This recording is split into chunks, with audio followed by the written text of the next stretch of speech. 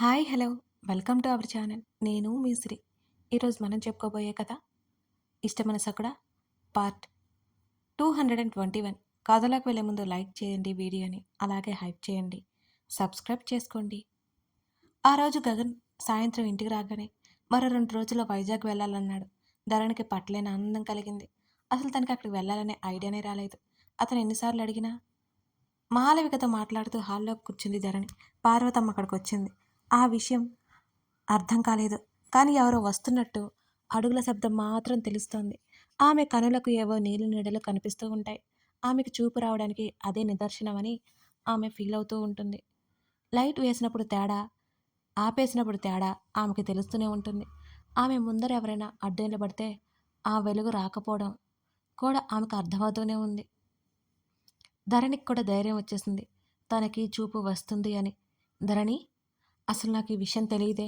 పార్వతమ్మ దిగులుగా చెప్తుంటే దేని గురించి మాట్లాడుతున్నారు అని అడిగింది ధరణి. సూసైడ్ అనబోయి నోటి వరకు వచ్చి కూడా ఆగిపోయింది పార్వతమ్మ. నువ్వు పడిపోయిన సంగతి నాకు తెలియదే, ఎవరూ చెప్పలేదే అన్నది పార్వతమ్మ. ఇప్పుడేమైంది, నేనేం అనుకోను అన్నది ధరణి చిరునవ్వుతో. ఆ నవ్వు చూస్తుంటే ఇంకా గిల్టీ ఫీలింగ్ కలుగుతోంది పార్వతమ్మలో. అది ఎక్కువ అవుతోంది. ధరణి ఆరోగ్యం ఎలా ఉంది ఏంటో కనుక్కోసాగింది ఆమె. ఆమె మాటల్లో తన పట్ల జాలి కనిపిస్తోంది ధరణికి. ఆమె మనవడి పట్ల బాధ కూడా కనిపిస్తోంది. అంత బాధని ఎలా ఓర్చుకున్నావే తల్లి? ఆమె మాటల్లో తన బాధను ఫీల్ అయినట్టు తెలుస్తోంది. అయిపోయింది కదా నానమ్మ అని సమాధానం చెప్పి ఊరుకుంది ధరణి. కాసేపటి తర్వాత ధరణి గదిలోకి వెళ్ళిపోయింది. వర్ష, వర్ష అని చిన్నప్పటి నుంచి దాన్ని వేధించావు. ఇప్పుడైతే నీకు అర్థమవుతుంది కదమ్మా దాని మనసేంటో అని మాలవిక అడుగుతుంటే సమాధానమే లేదు పార్వతమ్మ దగ్గర. నేను ఎంత బాగా చూసుకున్నా మాధవి ఎప్పటికీ నా కోడలు కాలేదే. వర్ష కూడా అంతే కదూ పార్వతమ్మ చెబుతుంటే తన తల్లికి ఇన్ని రోజులకు అర్థమైందేమో ఆ విషయం కాబోలు అనుకుంది మాలవిక. నువ్వు కూడా ఇక్కడే ఉండిపోమ్మా అన్నది. అది కాదే, మాధవి నా మీద గౌరవం చూపించిన వెనక కారణం ఇంకోటి ఉందే, పార్వతమ్మ మరింత దిగులుగా చెప్పింది. ఏంటో ఆ కారణం అని మాలవిక వెటకారంగా అడిగింది. నాకెలాగో ఆస్తిపాస్తులున్నాయి కదా. నువ్వు నా ఒక్కగానొక్క కూతురివి. మీ నాన్నగారు సంపాదించిన ఆస్తి అంతా ఉంది కదా. నాతో బాగా మసులుకుంటే అది వాళ్ళకి రాసిస్తానని మాధవి ఆలోచన. పార్వతమ్మ విరక్తిగా నవ్వుకుంది. మాధవి మైండ్ సెట్ ఏంటో తెలిసిన మాలవిక అంతగా ఆశ్చర్యపోలేదు. రవీంద్ర అన్నయ్య ఏమంటున్నాడు మరి అని అడిగింది. వాడు బాగా చూసుకుంటాడులే. ఈ ఆస్తులు పెద్దగా వీటి మీద ఇష్టం లేదు వాడికి. వర్ష గురించి ఆలోచిస్తున్నాడు. కానీ మాధవి అలా కాదు అన్నది పార్వతమ్మ మరింత దిగులుగా. మరి ఆస్తికి రాయకపోయావా? కూతురు ఏంటో తెలిసి కూతురు నుంచి అలాంటి మాటలే వస్తాయని పార్వతమ్మకి తెలుసు. వాళ్ళకి సగం ఆస్తి ఇచ్చేస్తాను. మిగతాది నా కూతురికి నా మనవడికి కావద్దా ఏంటి? పార్వతమ్మ మాటలకి మాలవిక నవ్వింది. అమ్మా, మాకున్నది చాల్లే అన్నది మాలవిక. నువ్వు అనుకుంటే సరిపోతుందా ఏంటి? ఇక నేను సంతకాలు చేయడమే ఆలస్యం. ఇన్ని రోజులు నా మీద అభిమానం నటించినందుకైనా వాళ్ళకి సగం ఇచ్చేస్తానులే తల్లి విరక్తిగా చెబుతుంటే. సరే వదిలే, ఆ తర్వాత ఇక్కడికే వచ్చే, అప్పుడైనా మనశ్శాంతిగా ఉంటావు నువ్వు అన్నది మాలవిక. పార్వతమ్మ సమాధానం చెప్పలేదు. కొడుకు కోడలు అన్నావు కదా, నీకు అర్థమైంది కదా, ఇకనైనా ఇక్కడ ఉండు అన్నది. ఎంతైనా నా కన్న కొడుకు కాదు కదే. పార్వతమ్మ కళ్ళొత్తుకుంది. ఇంకా ఆ ఏడుపు చాలేమ్మా. ఎందుకు నువ్వు బాధపడతావు అసలు? నేను లేనా ఏంటి? ఇన్నాళ్ళు దగ్గరికి తీసుకున్న వాళ్ళ క్షేమ సమాచారం చూసినందుకు నువ్వు చేయాల్సిందంతా చేస్తున్నావు. మీ అల్లుడి గారి గురించి నీకు తెలుసు కదా. ఇకపోతే నా కోడలు ముసలాళ్ళని హింసించే రకం అస్సలు కాదు. దానికి డబ్బు మీద ఆస్తి మీద పెద్దగా వ్యామోహం లేదు అని నవ్వింది. పద్దాక దెప్పి పొడవకే, పార్వతమ్మ విసుక్కుంది కూతుర్ని. మాలవిక మళ్ళీ నవ్వింది. మీ ఇంట్లో ఉంటే సడన్గా నన్ను వెళ్ళిపోమంటే ఎక్కడికి పోవాలి నేను? పార్వతమ్మ చురకంటించింది కూతురికి. నీ ఇల్లు నా ఇల్లు అని నువ్వు మాట్లాడితే నేను అలాగే అంటాను. ఇది కూడా నీ ఇల్లే అనుకో. ఎక్కడికి పోతావు? సరేలే, నేను రేపు వర్షతో పాటు వెళ్ళి 2 నెలలు దాంతో ఉంటాను. ఆ మాధవి ఏమీ తెలియదు, తిక్కల పొంద. మళ్ళీ వర్షతో పాటు తిరిగి వచ్చేస్తాను. ఎంతైనా ఈ చేతులతోనే కదా పెంచాను దాన్ని. ఈ ఒక్కటి చూస్తే నాకు ఇక ఏ బాధ ఉండదు అన్నది పార్వతమ్మ. మాలవిక దీర్ఘంగా నిట్టూర్చి, నీకు నచ్చింది చేయమ్మా. ఇంతకీ వాళ్ళు వర్షాన్ని పంపించడానికి ఒప్పుకున్నారా అని మాలవిక అడిగింది. ఆ, ఒప్పుకున్నారట. మాలవిక సరే అన్నట్టు తల ఊపింది ఆమె ఇష్టం అన్నట్టుగా. మరుసటి రోజు వర్షం తీసుకుని మాధవి, పార్వతమ్మ వాళ్ళతో పాటు ఆదిత్య, జానకి కూడా వెళ్ళిపోయారు. వేద, హర్ష, గగన్, ధరణి నలుగురు వైజాగ్ చేరుకున్నారు. హోటల్లో ఉండాలని హర్ష చెబుతుంటే ధరణి ఒప్పుకోలేదు. తమ ఇంటికి రావాల్సిందే అని ధరణి పట్టుబట్టింది. ధరణికైతే తన ఇంటికి వెళ్తుంటే చెప్పలేనంత ఉత్సాహంగా ఉంది. శృతి కూడా అక్కడే ఉంది. వచ్చాక కలుద్దామని ఫోన్ చేసింది. ఎప్పుడెప్పుడు ఇంటికి వెళ్ళాలా అని ఫ్లైట్ ఎక్కిన దగ్గర నుంచి ధరణి ఎంతో ఆతృతగా ఉంది. వచ్చేసాం మేడం. పక్కనే ఉన్న ధరణి భుజాన్ని తట్టింది వేద. వేద, చాలా రోజులైంది ఇక్కడికి రాక. అసలు అమ్మకి చెప్పలేదు మేము వస్తున్నట్టు సర్ప్రైజ్ ఫీల్ అవుతుంది కదా తెలిస్తే. ధరణి ఎంతో ఉత్సాహంగా మాట్లాడుతోంది. వేద నవ్వింది ఆమె మాటలు వింటూ. ధరణి ముందు అడుగులు వేసుకుంటూ గుమ్మం దగ్గరికి గబగబా వెళ్ళిపోయింది. ఆమె హ్యాపీనెస్ అందరికీ తెలుస్తూనే ఉంది.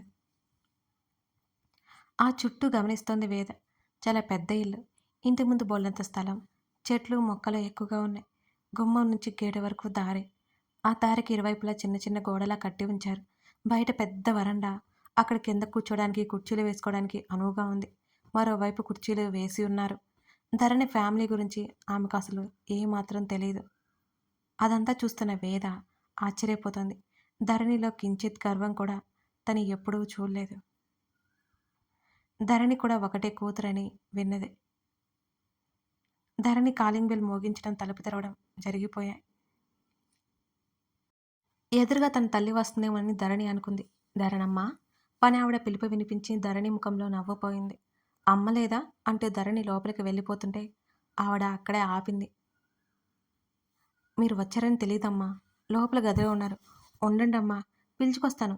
చాలా దూరం నుంచి చాలా రోజుల తర్వాత వచ్చారు కదూ, దిష్టి తీస్తాను. లోపలికి వచ్చేయకండమ్మా. ఆమె మరీ మరీ చెప్పి పరుగు పట్టడం ధరణికి నవ్వు తెప్పించింది. వేద, హర్ష కూడా అక్కడికి చేరుకున్నారు. డ్రైవర్తో ఏదో మాట్లాడుతూ ఉన్నాడు గగన్. రేవతి హడావుడిగా వచ్చింది. ధరణి వస్తున్నట్లు చెప్పలేదు. గగన్ ఎక్కడా? రేవతి మాట్లాడుతుండగానే అతను వచ్చాడు. వేద, హర్ష కాస్త వెనకగా ఓ పక్కగా ఉండడం రేవతి చూడలేదు. ఇద్దరికి దిష్టి తీసి లోపలికి దారిచ్చింది రేవతి. వచ్చి రాగానే తల్లిని హత్తుకుపోయింది ధరణి. కూతురు చుట్టూ చేతులు బిగించింది రేవతి కూడా. చెప్పలేదేంటి నువ్వు? ఎంతో సంతోషంగా కూతుర్ని పట్టుకుని ఆమె జుట్టుని సరిచేస్తూ అడిగింది రేవతి. సర్ప్రైజ్ అంది ధరణి నవ్వుతూ. ఏడ్చావులే అని. అమ్మా, ధరణి అలకగా పిలవడంతో రేవతి నవ్వింది. ఎవరొచ్చారో చూడు, తల్లికి చెప్పింది ధరణి. ఎవరు అన్నట్టు చూడగా బయట గుమ్మం దగ్గర ఆగిపోయి కనిపించింది వేద. నిజానికి రేవతిని, ధరణిని అలా చూసి ఆ ముగ్గురు అలాగే మౌనంగా చూస్తుండిపోయారు ఆ తల్లి కూతుర్లని. కూతుర్ని వదిలి అరెరే వేద, హర్ష అక్కడే ఆగిపోయారేంటి? రండి రండి. బయటకు వెళ్ళి మరీ వేద చేతిని పట్టుకొని లోపలే తీసుకొచ్చింది రేవతి. గగన్ నువ్వైనా చెప్పలేదేంటి అని రేవతి అడుగుతుంటే, నీ కూతురు చెప్పొద్దంది, ఏం చేయమంటారు చెప్పు అని అతను పెదవి విరిచాడు. వేద నవ్వుతూ చూస్తోంది వాళ్ళ వంక. డ్రైవర్ లగేజ్ తీసుకొచ్చి హాల్లో పెట్టి వెళ్ళిపోయాడు. ఇప్పుడే వచ్చారు కదా, వెళ్ళి ఫ్రెష్ అయ్యారండి. ఈలోపు వేడివేడిగా వంట సిద్ధం చేస్తాను అని అంటూ హడావుడి పడిపోయింది రేవతి. వేద, ధరణి మీకు గది చూపిస్తుంది, ఫ్రెష్ అవ్వండి. ఆంటీ సరే, మీరు హడావుడి పడకండి, మేము కొత్త వాళ్ళం కాదు కదా, వేద నవ్వుతూ చెప్తుంటే సరే అన్నట్టు తలా దించింది రేవతి. నలుగురు మెట్లెక్కి పైకి నడిచారు. ధరణి వాళ్ళకి చేత్తో ఒకవైపు గెస్ట్ రూమ్ చూపించింది. హర్ష, వేద వెళ్ళిపోయారు. ధరణి తన గదిలోకి వచ్చింది గగన్తో పాటు. తన గది ఎన్ని రోజులైంది ఇక్కడికి వచ్చి తన గది తన తల్లి ఎప్పుడూ శుభ్రంగానే ఉంచుతున్నట్టు, సాంబ్రాణి వేస్తున్నట్టు మంచి సువాసన వస్తోంది. పగలంతా ఆ గది కిటికీలు తెరిచి పెట్టినట్టు బయట నుంచి చల్లగాలి కూడా లోపలికి వస్తోంది. ఆమె ముఖం ముందు గగన్ చిటికల వేయడంతో ధరణి ఉలిక్కిపడింది. నిలబడి కళ్ళు కన్నది చాలే కానీ వెళ్ళి ఫ్రెష్ అయ్యరా అన్నాడు గగన్. నాకు అలవాటు పోయింది కదా, ఏదో ఒకటి తట్టుకుంటానేమో అని ధరణి అంటుంటే, ముందు ఈ భయమే వద్దు అంటున్నాను. 20 ఏళ్ళు ఉన్న గది ఇది, నీ గది, ఎందుకు భయం? ఏవి ఎక్కడున్నాయో నీకంటే బాగా ఎవరికి తెలుసు అని గగన్ ఆమె భుజాలు పట్టుకొని చెప్తుంటే ధరణి తల ఊపింది. క్లాస్ తీసుకుంటే కానీ నీకు చెవికి ఎక్కదు అని అన్నాడు అతను. ఆ మాటకి మూతి తిప్పి బట్టలు తీసుకుని వాష్రూమ్లోకి వెళ్ళిపోయింది. డోర్ లాక్ చేసుకోవద్దు. సరే. ధరణి వాళ్ళది ఈ ఊరని నాకు అస్సలు తెలియదు. ఐడియానే లేదు హర్ష. వేద చెప్తుంటే నాకు తెలుసులే, వాడెప్పుడో చెప్తూనే ఉంటాడు అన్నాడు హర్ష. ఎంతైనా మీరు చెడ్డీ దోస్తులు కదా, వేద నవ్వుతూ అంది. నువ్వు మళ్ళీ మొదలు పెట్టుకో అన్నాడు బెడ్ మీద వెనక్కి వాలుతూ. మీ ఫ్రెండ్షిప్ చూస్తే నాకు అప్పుడప్పుడు కుళ్ళు వస్తుంది, ఏం చేయను చెప్పు అన్నది వేద. ఆమె టవల్తోనే ముఖం తుడుచుకుంటూ ఉంటే ఆమె చేతిని పట్టుకుని దగ్గరికి లాక్కున్నాడు హర్ష. ఆమె చేతిలో టవల్ లాగి పక్కన పడేసి ఆమెను ఒడిలోకి లాక్కున్నాడు అతను. నువ్వు ఎంత కుళ్ళుకున్నా మా మధ్య డిస్టర్బెన్స్ రాదు, సరేనా? డిస్టెన్స్ కూడా రాదు అన్నాడు హర్ష. మంచిదేగా. అయినా నువ్వేంటి, నేనేమైనా బొమ్మని అనుకున్నావా? ఎలా పడితే అలా లాగుతున్నావు నన్ను, వేద కోపం నటిస్తూ అన్నది. ఆ క్యూట్ డాల్ అన్నాడు హర్ష. ఇప్పుడు నిజం చెప్పు అంది. పొట్టి బుడంకాయ్ అన్నాడు హర్ష వెంటనే. హర్ష అని సీరియస్గా చూసింది. లేకపోతే ఏంటి, నిజమే చెప్పాను. నా ఫీలింగ్ ఎక్స్ప్రెస్ చేస్తుంటే ఏదో ఒకటి అంటుంటావు, నాకు తిక్కలేస్తుంది అని హర్ష అంటుంటే అతని ముక్కు కొరికేసింది వేద. అయితే నేను ఏమన్నా నీ ఫీలింగ్ మారకూడదు, అర్థమైందా? అప్పుడే కదా అది రియల్ అని తెలిసేది అని ఆమె అంటుంటే, ఇలాంటి వేదాంతాలు బాగానే చెప్తావులే ఆమె నడుమును చుట్టేస్తూ అన్నాడు హర్ష. నీ రూటు సపరేటే కాకుండా దారిలో పెట్టాలంటే ఇలాంటివి తప్పదు హర్ష నాకు అంటూ అతని బుగ్గలాగింది నవ్వుతూ. సరే గాని ఇప్పుడు మనం హనీమూన్కే కదా వచ్చింది అని హర్ష నవ్వుతూ కళ్ళెగరేశాడు. అబ్బా, చాలా ఆశలున్నాయే. అయితే కాదా అని అడిగింది. సిగ్గు లేకపోతే సరి, మన పెళ్ళయి 3 ఏళ్ళు అన్నది కొక్కిరిస్తూ. ఇది మరీ బాగుంది. మనమేదో ఏదో ఏజ్ బార్ అయినట్టు చెప్తావేంటి? ఆమె భుజం దగ్గర ముద్దు పెట్టుకున్నాడు. ఇక్కడికి వచ్చింది వైజాగ్ చూడాలని, నేనెప్పుడు చూడలేదు అంటూ అతని మెడ చుట్టూ చేయేసి దగ్గరికి లాక్కుంది వేద. పోపో అంటావు, లాక్కుంటూనే ఉంటావు. నేను ఎలా అర్థం చేసుకోవాలో నాకైతే అర్థం కాలేదు హర్ష నవ్వుతూ అంటుంటే అతని జుట్టు పట్టి పీకింది. సర్లే, ఇంకా ఇక్కడే ఉంటే ఎలా? ఆంటీ పిలిచింది, రా వెళ్దాం అన్నది. వేదా ఏంటి చెప్పు, ఓ ముద్దివ్వు గారంగా అడిగాడు హర్ష. లేదు కదా అంది వేద. ముద్దు కూడా లేదు కదా, వేళాపల లేదు కదా. లేదు. అతని చెంపలు లాగి అతని భుజాలు పట్టి తోసి చప్పున అతని మీద నుంచి కిందకు దూకేసింది. రాక్షసి అంటూ లేచి కూర్చున్నాడు హర్ష. వచ్చే హర్ష అంటూ చప్పున ఆ గది తలుపు తెరుచుకొని బయటికి పారిపోయింది వేదవతి అక్కడి నుంచి. కథ కొనసాగుతోంది. అదన్నమాట సంగతి. మొత్తానికి గగన్ ధరణి ఇంటికైతే వచ్చేశారు. ప్రతి కథలో జరుగుతున్న ప్రతి సంఘటనకి ఏదో ఒక కారణం ఉండే ఉంటుందండి. అది మీరు మర్చిపోకండి. లైక్ చేసి వీడియోని హైప్ చేయండి. అలాగే కామెంట్ చేయడం మిస్ చేయకండి. Thank you.